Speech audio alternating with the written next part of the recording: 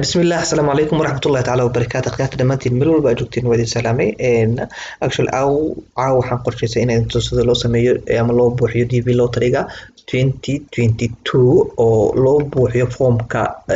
لو قابل أي قريناي إن لينكي واكاسا إن inta raadiyaysa linkiga si fiican iskaga hubi waxaa jira kuwa oo tuuga jiro linkiyaal tuuga ah iska ilaaliya mar walba waxaa fiirisiin loogada page-ka fiiriya dhankan iyo dhankan kaleba ka fiiriya labada dhinac ka fiiriya haduu ilaahay yiraahdo waad arkaysaa mar labada dhinac ka fiiriya muhiimadu waa intaas okay marka waa ku sii soconaynaa instruction qofka u baahan inuu akhristo xaggaan ku akhrisan karaa qofkii doonaya tusaale ahaan inuu arko footooda sawirka la doonayo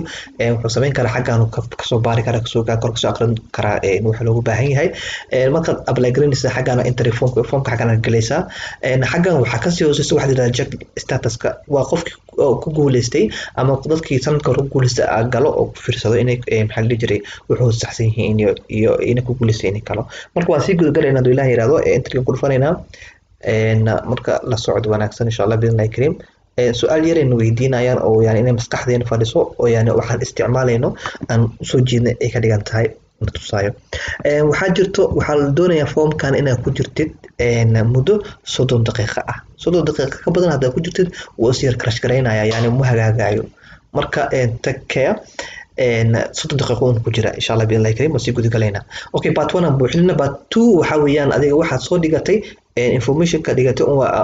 realize gareynayso oo yani waxa qortay oo ogaanaysaa xagga meesha koowaad name aan ka bilowno numberka koowaad meesha koowaad waxaad qoraysaa awoow magaciisa ama awoowaha magaciisa ku qoraysaa meesha labaad waxaad ku qoraysaa magacaaga adiga lab iyo dhidig waxaa tahay ba wiiliga waxaa tahay magacaaga xagga ku qoraysaa meesha saddexaad mid walba ku qoran tahay waxaad ku qoraysaa aab magaciisa aad ku qoraysaa xaggan nini questionka labaadna waa genderka waa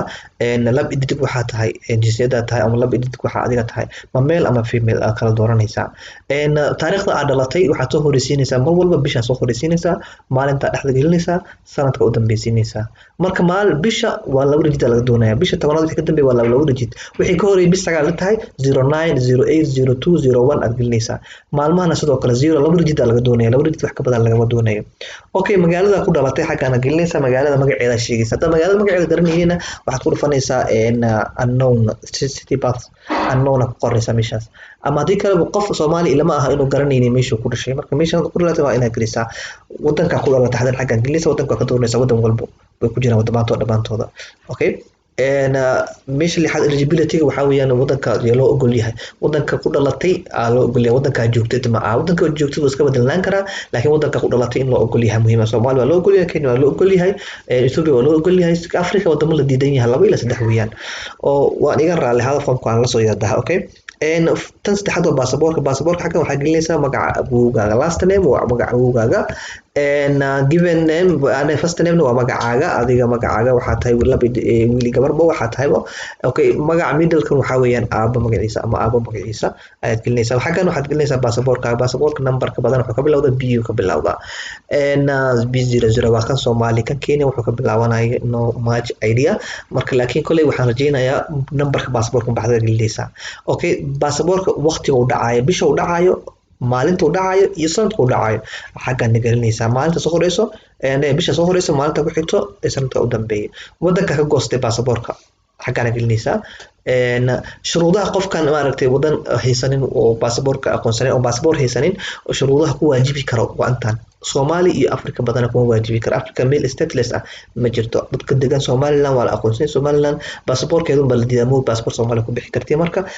idimo qosaysa midaan baasaboor Soomaali la garanaysiin okay sawirka footada insha Allah bidin kareem link ku haboon oo soo dhigi doono online ka ah description ka soo dhigi doona meeshaad ka eegan doontiin ka apply garanaysan oo ilaahay yiraahdo marka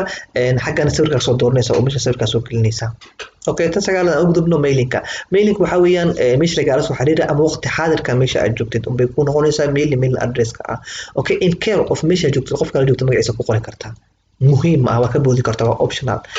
address 1 ah muhiim address 1 waa meesha ku sugan tahay ama goobta ku sugan tahay wadada street-ka hada qofka ku sugan maybe ka soo qaad wuxuu joogaa Hargeysa joogaa wadada road number 1 Hargeysa ku soo qoran kara ama hodan road 2 ama road 3 Muqdisho magacaad inta ku qoran kartaa marka wado magaceeda laga doonayo oo la aqoonsan yahay address tool waa optional ka boodi kartaa address nini city town waa waxa gelin kartaa hadda joogto maybe hargeysa waxa gelin kartaa hargeysa xaga gelinaysa xaga waxa gelinaysa baruujeex muqdisho xaga gelinaysa maxda xaga waxa gelinaysa banaadir waxa gelinaysa xaga nairobi xaga nairobi gelin kartaa marka meesha joogtid weeyaan addresska okay postal code ma laha in Africa especially in Somalia ma laha Kenya xataa saas badan loo waan leeyahay Kenya laakiin badan ma isticmaala dadka Kenyaatiga ah marka muhiim ma aha inaad maxal dijiray postal code xaga ingiriisiga waa iskaga bixi kartaa postal code qof gaar u leeyahay ma jirto wadanka joogtid oo markaas ku sugan tahay email kale ugu soo xiriirina xaga gelinaysa okay qaybta wanaad u gudbeyna oo ah meesha hadda joogtid waqti xaadirka wadankaas gelinaysa magaciisa in case marka guuleystid embassy-ga soo aad maxal yiraahdaa embassy-ga waxa la yiraahdaa Somali in meesha adiga wadankaas leeyahay embassy waa embassy ama safaarad waa sorry safaarad waa embassy-ga marka safaarada wadankaas lagu xiriiriyo xagan waxa gelinaysa numberkaaga gelinaysa wadanka joogtada ah xagan waxa gelinaysa gmail-kaaga waad ku celinaysa gmail-kaaga waxa muhiim ah gmail-kaaga password-ka siinada iloobin gmail sax ah oo lagu soo xiriiri karo bari kamaan marka guuleystid oo lagu dhilgareynaa information-ka lagu soo diray ay xagas gelinaysa okay level-ka waxbarashada gaartay hadda primary gaartay oo primary ku ekeed hadda secondary dhamaysanin I mean hadii oo maxal dijital secondary dhamaysatay waxaas aad gelinaysa laakiin waxa muhiim ah inaad secondary dhamaysata wixii ka dambeeya aad tahay secondary wixii ka horeeyo ka dambeeya I mean primary iyo secondary no degree ma yar qurux badan laakiin secondary haysateeda qurux badan kuwaas kalena hadda bulshada kale ku jirtadna well and good aad baa loo qiimeeyaa xaqana ka akhrin kartiin hatta information-ka aad loogu baahan yahay xaq aad gashin aad ku ogaan kartiin okay marital status-ka ama qof aan guursanin ma tahay ma qof guursada tahay qof wadanka sharcigaas oo Ingiriis Mareykanka oo la ogol yahay guurista ma tahay ma tiin miya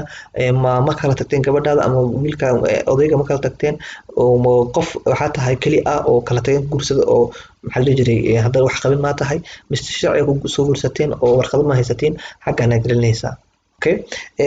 information kan way tustoona insha Allah biin la kareem xaqan waxa gelinaysa inta number oo caruur ah haysatid 3 4 2 5 inta ilaah ku siiyay oo doonaysid inay kula tagaan aad gelinaysa continue marka dhahdid wuxuu ku geynayaa wixii aas casharka waxa soo qortay oo wuxuu ku leeyahay ma waxaan aad soo dhigatay adiga ma saxba oo ma xasaha oo baleeda confirm baleeda hada shaki qabin xagaas oo ugu gudbaysaa intaas formka lagu buuxinayo waa intaas batuna waa confirmation on ويا فاتوكا ان اذا تصو waxaan rabay in ay tuso adu ilaahi yiraahdo in meeshii la yiraahdo kan programku in soo dhigi doona website-ka insha Allah waa kana batu wujida batu waxa weeyaan sponsor-ka gabadha aad guursatay ama gabadha xaaska leedahay weeyaan magaceeda magaceeda waqtigeeda dhalatay iyo qalad kala dib waxay tahay nin tahay adiga gabadhaada waxay noqonaysaa female noqonaysaa ma hadii gabar tahayna ninkeeda wuxuu noqonayaa meel Soomaa waa sidaas markay waqtigii meesha ku dhashay formkaas oo bixinaysa sawirkeeda xaqan gelinaysa sawirkiisa xaqan gelinaysa magaca asaga child-ka ilmaha magacooda xaqan gelinaysa waqtiga dhashayna gelinaysa waxay gender yihiin gelinaysa xaqan waa batuga hadii oo single ahaanaya waa meeshan okay marka formkaas aas oo buuxinaysa sawirkiisa xaqan gelinaysa ilmaha وبعدين marka waa kana form batu saas ku weydiina ku weydii ka bacdi submit ugu dhahay entry confirming by entry gelinaysa ku dhufanaysa waa submit galaysa ka dhigan tahay marka submit galaysa kuwana ku soo baxayo success ku soo baxayo success ku soo bax ka bacdi wuxuu ku siinayaa magacaad gelisay confirmation number-kaaga sanadka dhalatay iyo signature-ka confirmation-kana muhiim ah oo hadhow marka guuleystid meesha check status check laga sameeyay check status-ka ahayd aad gelin doontaa doo ilaahay raad meel goona dhiganaysa marka intaas waan ku joojinayaa insha Allah bidin karim assalamu alaykum warahmatullahi wabarakatuh wixii kale information kala dhimanna xagga description-ka soo dhigaya waa idin salaamay in badan guulista dhamaantiina insha Allah bidin karim guul wacan